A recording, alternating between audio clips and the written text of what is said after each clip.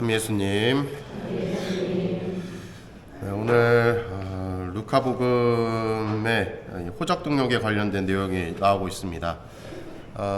호적 등록이라 함은 뭘 의미할까 생각을 해보면 마치 이제 우리 뭐라 그러죠? 이사 오고 나면은 이 행정복지센터에다가 뭘 하죠?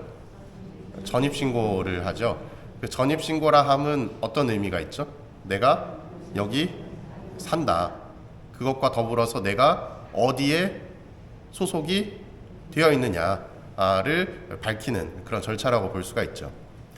예수님 당시에도 이 호적 등록이라 하면 내가 어디에 사는지, 내 재산은 얼마인지, 나는 어느 곳에 소속이 되어 있는지 그것을 밝히는 의미가 함께 녹아들어 있습니다. 근데 거기에 추가적으로 담겨져 있는 의미가 무엇이냐면 네가 어디 소속이냐라는 것인데 그 소속을 밝히는 데 있어서 내가 바로 로마에 귀속되어 있는 사람이다 라는 것을 표현하는 그런 어떤 절차 중에 하나였습니다. 왜냐하면 그 당시에는 로마의 지배를 받고 있었기 때문에. 그리고 이 호적 등록을 실시한 것 자체도 오늘 여기 보면 아우구스트 황제에게서 칙령이 내렸다라고 밝히고 있죠. 결국은 아우구스투스 황제가 자신의 지금으로 따지자면 식민지겠죠. 그곳에 인물이 어떤 사람이 얼마가 있는지, 재산은 얼마가 있는지, 등등등에 관련된 부분들을 조사하는 나의 어떤 이 휘하에 있는 이 민족들이 어떤 상태인지를 파악하고자 하는 의미가 바로 이 호적 등록에 담겨 있는 의미입니다.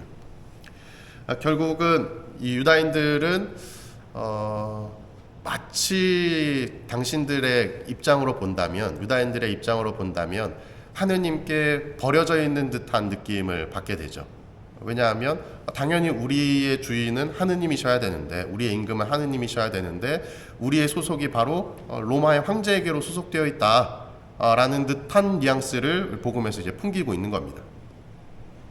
그것과 이제 상반되게 뒤에 이어 나오는 것이 요셉과 마리아가 다윗골로 가게 되고 그곳에서 마리아는 임신 중이었고 아이를 출산하게 되는데 그 아이가 누구다? 예수님이라는 것이죠. 그리고 그 예수님의 탄생과 더불어서 뒤에 밝히는 내용이 무엇이냐? 이 목자들이 예수님의 탄생을 목도하는 상황을 표현해주고 있습니다. 이 목자라고 하는 인물들을 통해서 이 유다인들을 대표하는 목자가 되고 이 목자들은 예수님의 탄생을 보게 되면서 우리의 소속은 로마가 아니라 바로 우리의 임금이신 예수 그리스도이시다 라는 것을 확인하게 되는 그런 복음의 내용인 겁니다. 근데 여기서 또 하나의 의미를 더 찾을 수 있는 것이 무엇이냐, 이 목자라고 하는 직업이 지닌 그 의미입니다. 목자라고 하면 제가 예전에 한번 말씀드렸던 것 같은데 우리에게 있어서 목자라고 하면 뭐가 가장 먼저 떠오르시나요? 우리 교구의 이 목자다라고 하면 누가 떠오르시죠? 주교님이 탁 떠오르시죠. 목자라 하면 양들을 돌보고 양들을 치는 어떤 주도하는 어떤 인물이라는 의미를 지니고 있는데 직업적으로 이 목자를 떠올려 보면 긍정적인 의미보다는 부정적인 의미가 더 크다라고 볼 수가 있습니다. 왜일까? 이 목자들은 양을 치잖아요.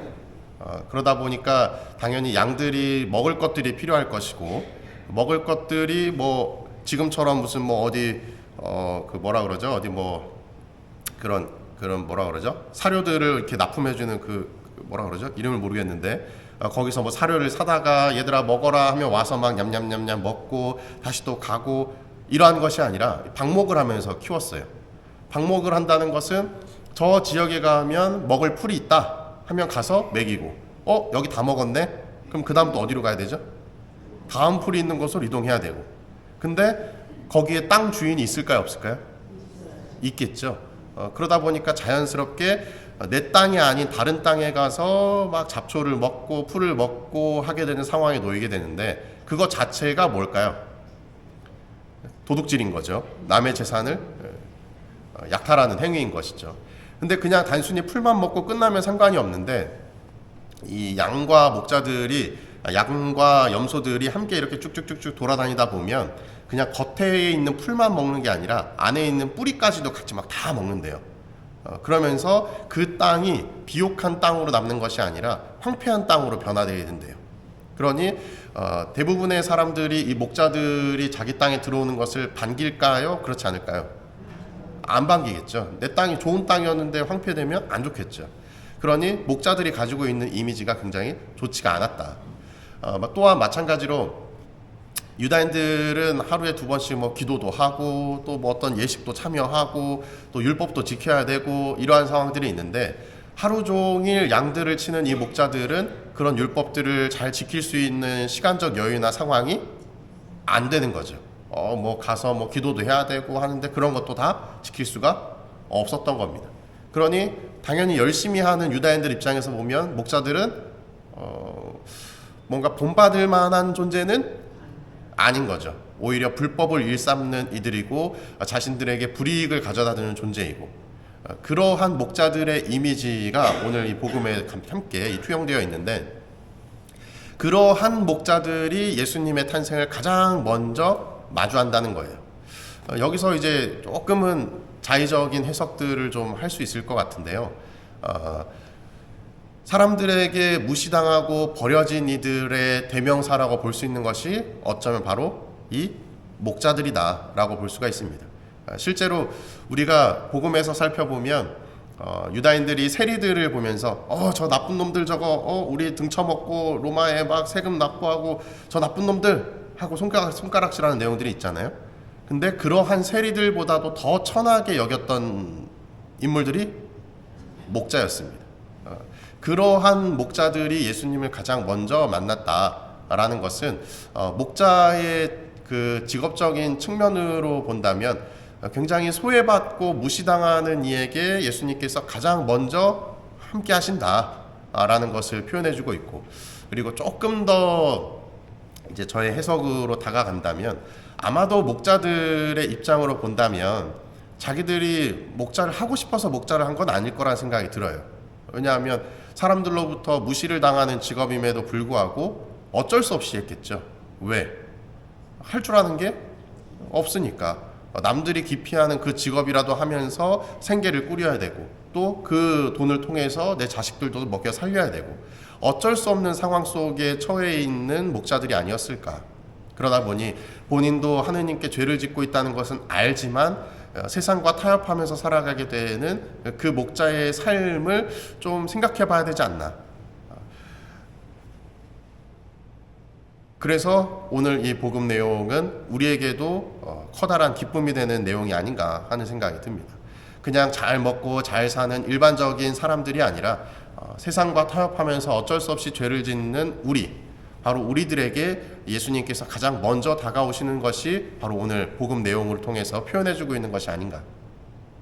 그래서 우리는 예수님의 탄생을 그냥 막연하게 오셨구나 라고 하는 차원으로 접근하는 것이 아니라 예수님께서 바로 나에게 오셨구나 라고 하는 조금 더 적극적인 모습으로 예수님의 탄생을 받아들여야 되는 것이 아닌가 하는 생각이 듭니다.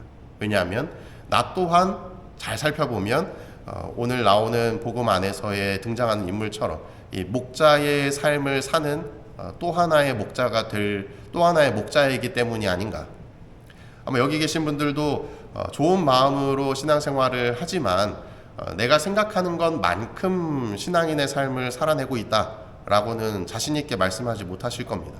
왜냐하면 세상과 맞닿아 있기 때문에 어쩔 수 없이 복음의 말씀과 위배되는 삶을 살 수밖에 없는 상황. 그러할 때 어쩔 수 없지 내 가족들 내 상황들 어쩔 수 없이 하면서 타협하는 나의 모습, 그것이 바로 오늘 복음에 녹아있는 이 목자의 삶이 아닌가. 그러한 목자들에게 예수님은 가장 먼저 다가오신다는 거예요. 그러니 우리에게 커다란 위로가 되고 희망이 되는 것이 바로 예수 그리스도의 탄생이 아닌가 하는 생각이 듭니다. 여러분들에게 이 신앙생활이 그냥 단순히 예수님이 또 오셨다, 탄생하셨다 라고 하는 차원이 아니라 바로 나를 위해서, 목자로 살고 있는 나를 위해서 예수님께서 다가오고 계시는구나. 다른 뭐 잘 먹고 잘 사는 사람들 예수님의 탄생이 의미 없고 그냥 뭐 세상에 뭐 그게 무슨 중요해 하면서 살아가는 다른 사람이 아니라 바로 죄책감을 느끼고 힘들어하고 고통스러워하는 바로 나를 위해서 오시는 분이 예수님이시구나 라는 생각을 하시면서 신앙생활을 한다면 예수님의 탄생이 조금은 다른 의미로 여러분들에게 다가갈 수 있지 않을까 생각해 봅니다. 곧 4주 뒤면 이제 3주 뒤면 예수님의 탄생을 마주하게 됩니다. 또 매년 오는 탄생이지만 여러분들에게 올 한 해의 탄생은 조금 더 각별한 의미로서의 탄생이 되셨으면 좋겠습니다. 사랑합니다.